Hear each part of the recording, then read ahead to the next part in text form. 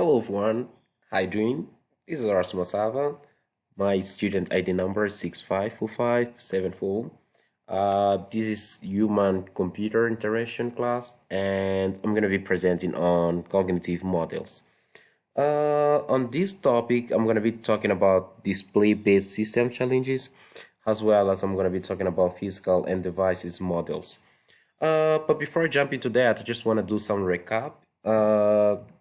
I'm pretty sure you see this in some minutes before on this video early, but cognitive models adjust ways human beings try to adjust to a system so it can think or perform a certain task as the same way as a human being think or does things. And what are the challenges that they face when they do that? Uh, when they do that, the first challenges that these systems bring to them is the fact that the techniques that these systems use are really old. They were really developed for command line, so they're not really handling well the Windows and the mouse driving interfaces. So it's kind of hard to use the mouse or to use actually Windows on these systems. And other than that, both techniques also ignore output, which means the user has to be skilled and have to be, really known on what it's doing. Uh, the other problem is the fact that the grammar technique is lowest level lexical, which means the system actually accepts commands like when you type on the screen or anywhere on your cursor. It assumes that you're doing something or there's a specific function built on it. So depending on where you're touching or what you're doing, might end up performing something different from what you're expecting. So wow, that's really one of the big advantage of challenges the system is facing.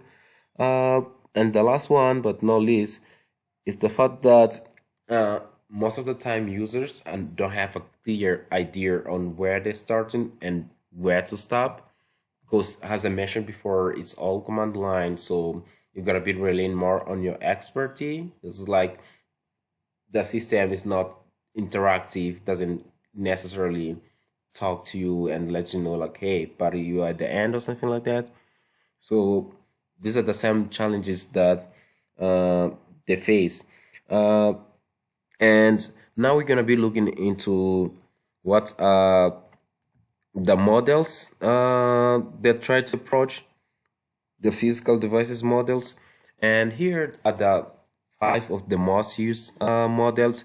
But out of these, there's one which is taken most, which is the keystroke level model. This is the main used model when developing these kind of systems. And I'm gonna be spending more time looking into that than the others. Okay, let's jump to that then. Um, Here's how it operates. Uh, it has a keystroke. This is literally how it works when someone is there trying to type something or trying to do something. The person's gonna be pressing on the computer or the keyboard, wherever way of input. It's gonna be using a pointer. You're gonna use humming, and you're gonna be using join. This is a way how you can interact with the system. And the process is going to do some kind of like mental preparation, which is literally processing, and it's going to kind of give a feedback. And actually there's a formula of calculating how long does this system might take to perform a certain activity. After that, here's a perfect example on how this system might work. If you look into this how command line based stuff, like you just literally type into it and it's gonna give you this kind of feedback. But as I mentioned before, you have to be really knowledgeable on what you're doing, because bear with me, memorizing all of these commands line and being able to write all of this down sometimes might be hectic, especially if you're not really familiarized with the system. Okay then. Lastly, let's talk about the architecture models. Okay. Uh, while developing this system, there are some models that people already have to assume that kind of like you have already in your mind, like what kind of model or how will this system will function or will work. And all of these cognitive models make assumption about architecture of the human mind, which means literally this system, as I mentioned before, the cognitive, so they're going to be more concerned about how the human being processes information, how it deals with problems and all this stuff. So all of this process going to be really developed into that aim. Also memory is something to consider, like long-term memory and short-term memory. We all know this, like how human beings operate. We have short-term memory and we have long-term memory. So it's the same way these systems going to be developed. And there's also problem spaces. By the way, I know some of you might not be aware of this, but a problem space is how a human being interacts with the problem, and normally is it has three stages, which the first stage is defining the problem, like finding out what the problem is. After that, you have to identify and testing solutions, like you think about possible solutions about it. And lastly, you have to choose and you have to implement a solutions, like, okay, this might work and that might not work. And that's the same way these systems have to behave. It's like they have to find out what's the problem, to have to try to find what will be the solution.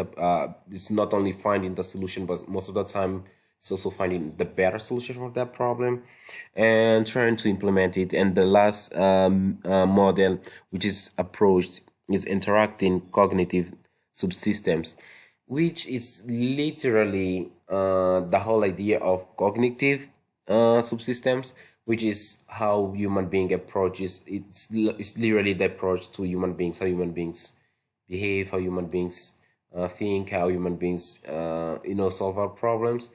And actually, it's divided into 8 different subsystems. I tried to look into those, but I wasn't able to find which one of those ones. But just to keep in mind, it's divided into 8 subsystems, and this literally different approaches on different ways human beings behave or interact or think. Uh, and that's what the whole system is trying to develop to be. So I hope you like it, the presentation, and thank you very much for watching to this point.